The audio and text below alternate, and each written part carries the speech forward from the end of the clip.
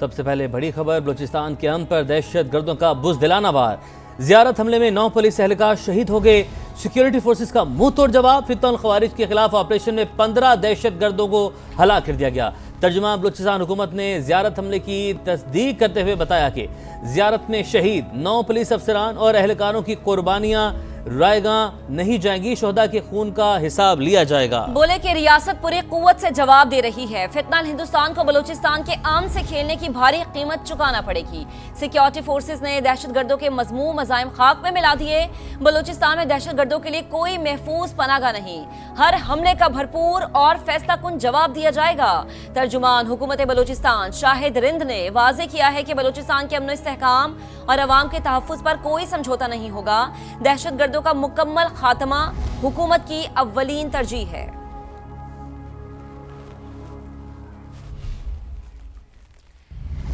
और वजीर आज़म शहबाज शरीफ से गवर्नर बलूचिस्तान का राबता।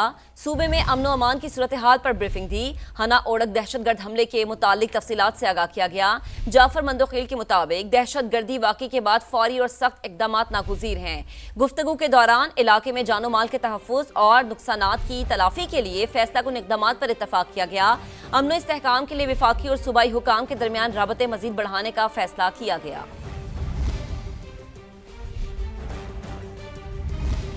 दरिया सिर्फ पानी नहीं, खेतों की हरियाली और कौम के मुस्तकबिल की जमानत है।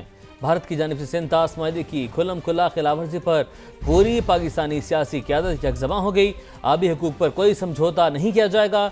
एक आवाज़ होकर पानी के लुटेरे दुश्मन को वाज़ेह पैगाम दे दिया। दरियाओं का बहाव करोड़ों इंसानों के मुस्तकबिल का सवाल। भारत की जानिब से सिंध तास मुआहदे से मुतालिक यकतरफा इक़दामात पर पाकिस्तान की पूरी सियासी क़यादत का गैर मामूली यकजहती का मुजाहरा। पानी को हथियार बनाने की कोई कोशिश कबूल नहीं की जाएगी। सियासी क़यादत का पैगाम आ गया। वज़ीर इत्तलात अता तारर ने कहा कि सिंध तास मुआहदे की मौतरी से भारत को शर्मिंदगी के सिवा कुछ हासिल नहीं हुआ। मुआहदे के तहत पानी पाकिस्तान का नाकाबिल तनसीख हक है और भारत के यकतरफा इक़दामात ना इखलाकी जवाज़ रखते हैं ना कानूनी हैसियत। वज़ीर दिफा ख्वाजा मोहम्मद आसिफ ने दो टोक अल्फाज में कहा कि सिंध तास मुआहदा पाकिस्तान की आबी, ग़ज़ाई, तवानाई और कौमी सलामती से जुड़ा मामला है। इसलिए हर कीमत पर इसका दिफा किया जाएगा और किसी दबाव या यकतरफा कार्रवाई को कबूल नहीं किया जाएगा। Senator Afnan Ullah Khan, barrister Daniyal Chaudhry, Sharmila Faruqui, Mir Ziaullah Langove Baloch, Uzma Bukhari, barrister Aqeel Malik, Bilal Azhar Kiyani और नाज बलोच ने भी कहा कि मुश्तरका दरियाओं पर यकतरफा इक़दामात आलमी कवानीन और बैनुल अक़वामी मुआहदों की खिलाफ वर्जी हैं। तमाम रहनुमाओं ने जोर दिया कि पानी को सियासी हथियार नहीं बनाया जा सकता और सिंध तास मुआहदे का एहतराम ही खित्ते के अमन, इस्तेहकाम और करोड़ों इंसानों के मुस्तकबिल की ज़मानत है।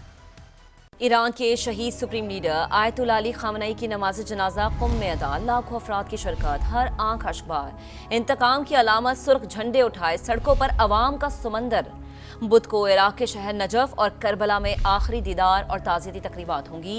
शहीद रहबर आला को जुमेरात को मशहद में इमाम रजा के रोजे की हुदूद में सुपुर्द खाक किया जाएगा। ईरान के शहीद सुप्रीम लीडर आयतुल्लाह अली खामनई का सफर आखिरत, कुम में नमाज जनाजा अदा, लाखों अफराद की शिरकत। ईरानी रहबर आला और उनके खानदान के अरकान की नमाज जनाजा कुम की मस्जिद जमकरान में अदा की गई। कुम में अवाम ईरान के शहीद सुप्रीम लीडर का आखिरी दीदार कर रहे हैं और उन्हें खराज अकीदत पेश कर रहे हैं। इंतकाम की अलामत सुर्ख झंडे उठाए सड़कों पर अवाम का जमे गफीर है। हर आंख अश्कबार है, हर कोई गम से निढाल है। गुज़िश्ता रोज तेहरान में ताज़ियती जुलूस निकाला गया, जहां अवाम का ठाटे मारता समंदर था। बुध को इराक के शहर नजफ और करबला में रहबर आला का आखिरी होगा। ताज़ियती तकरीबात भी होंगी। जुमेरात को मशहद में इमाम रजा के रोजा की हदूद में सुपुर्द खाक किया जाएगा। शाम के दारुल हुकूमत दमिश्क में 2 धमाकों में 4 पुलिस एहलकार समेत 18 अफराद जख्मी हो गए। धमाकों से गाड़ी में आग भड़क उठी। हुकाम के मुताबिक धमाकों के बाद उस मकाम के करीब से धुआं उठता देखा गया जहां फ्रांसीसी सदर ने रात क़याम किया था। धमाके की वजह मालूम नहीं हो सकी। शाम के सरकारी टेलीविजन के मुताबिक अबूरी सदर अहमद अल शरह ने दमिश्क के सदारती महल में फ्रांसीसी सदर का इस्तकबाल किया। ये मुलाकात धमाकों की आवाज़ें सुनाई देने के कुछ देर बाद हुई। धमाकों के बाद दारुल हुकूमत की मुतादिद सड़कें बंद कर दी गईं। सदर मैक्रोन बशार उल असद की हुकूमत के खात्मे के बाद दमिश्क का दौरा करने वाले पहले मगरबी सरबराह मुमलिकत हैं।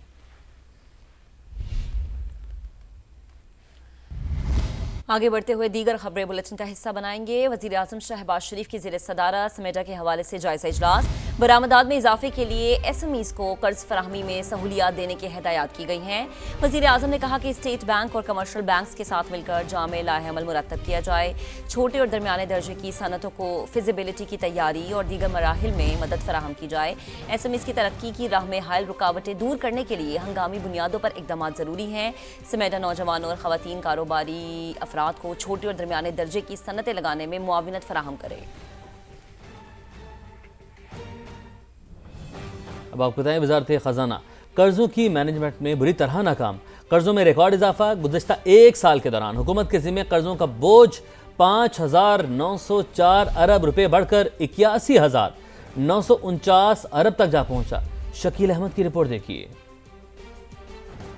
पाकिस्तान पर कर्जों का बोझ नाकाबिले बर्दाश्त हद तक बढ़ गया। वजारत खजाना कर्जों में तेज रफ्तारी से इजाफे को लगाम डालने में नाकाम। गुज़िश्ता एक साल के दौरान हुकूमत के जिम्मे कर्जे 5,904 अरब रुपए बढ़े और 81,949 अरब तक जा पहुँचे। गुज़िश्ता माली साल में कर्जों का हजम 76,045 अरब रुपए था। सरकारी अदाद-ओ-शुमार के मुताबिक एक साल में मकामी कर्जों में 4,647 अरब रुपए का रिकॉर्ड इजाफा हुआ और 53,460 अरब से बढ़कर 58,107 अरब रुपए तक पहुंच गए, जबकि बैरूनी कर्जों में 1,257 अरब रुपए का इजाफा देखा गया। पाकिस्तान रवां माली साल कर्जों पर 8,054 अरब रुपए सूद भी अदा करेगा।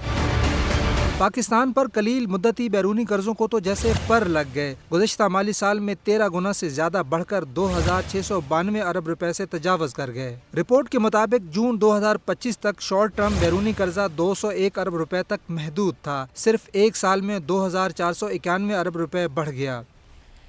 आगे बढ़ेंगे। खैबर पख्तूनख्वा में खाक रूबों की असामियों पर MA पास अफराद की भर्तियों का इंकशाफ। वफाकी आईनी अदालत ने 2016 से अब तक तमाम भर्तियों का रिकॉर्ड तलब कर लिया। मुबैना सियासी मुदाखलत और जाली सिफारिशी खत के मामले पर अदालत में दिलचस्प जुमलों का तबादला हुआ। इस्लामाबाद से सुहेल रशीद रिपोर्ट करेंगे। वफाकी आईनी अदालत में खैबर पख्तूनख्वा में खाकरोबों की भर्तियों से मुतल्लिक केस की समाअत। दरखास्त गुजार के वकील ने मौक़िफ़ इख्तियार किया कि सियासी भर्तियों पर पाबंदी के बावजूद तकर्रियाँ की गई और MPA के खत पर मनपसंद अफराद को मुलाजमत दी गई। एडिशनल एडवोकेट जनरल ने जवाब दिया कि मुबैना सिफारशी खत जाली है। इस पर न दस्तखत है, न मोहर और न ही रेफरेंस नंबर। ऐसा जाली खत तो मैं अदालत के कंप्यूटर से भी निकाल सकता हूँ। जस्टिस आमिर फारूक ने जवाब दिया, जाली कागजात कम से कम हमारे सिस्टम से तो ना निकालें, जिस पर कमरे अदालत में कह लग गए। जस्टिस हसन अजहर रिजवी ने रिमार्क्स दिए कि खाकरोब की असामियों पर MA पास उम्मीदवार आ रहे हैं, मगर ऐसे लोग अमली तौर पर सफाई का काम नहीं करते, कल्फ लगे कपड़े पहनकर घूमते रहते हैं। ये भी अफसोसनाक है कि रोजगार की कमी के बायस आला तालीम याफ्ता अफराद ऐसी मुलाजमतों के उम्मीदवार बन रहे हैं। जस्टिस आमिर फारूक ने रिमार्क्स दिए कि अगर दरखास्त गुजार भर्ती भी हो जाता तो वो भी पाबंदी की खिलाफ वर्जी होती। अदालत ने 2016 से आज तक होने वाली तमाम भर्तियों का रिकॉर्ड तलब करते हुए करार दिया कि ये जायजा लिया जाएगा कि भर्तियां कानून के मुताबिक हुई या नहीं। मजीद समाअत आइंदा हफ्ते तक मुलतवी कर दी गई। सदर मुमलिकत आसिफ अली जरदारी का दौरा किर्गिस्तान। दोनों सदूर के दरमियान वफूद के सतह पर मुज़ाकरा। सदर जरदारी ने कहा, पाकिस्तान और किर्गिस्तान के दरमियान तारीखी ताल्लुकात कायम हैं। इन ताल्लुकात को नई बुलंदियों पर ले जाना चाहते हैं। परवाज़ों में इजाफा होना चाहिए। अमन और तरक्की के लिए मिलकर काम करना होगा। किर्गिज सदर ने बरादराना ताल्लुकात मज़ीद मजबूत बनाने के आज़म का इजहार किया।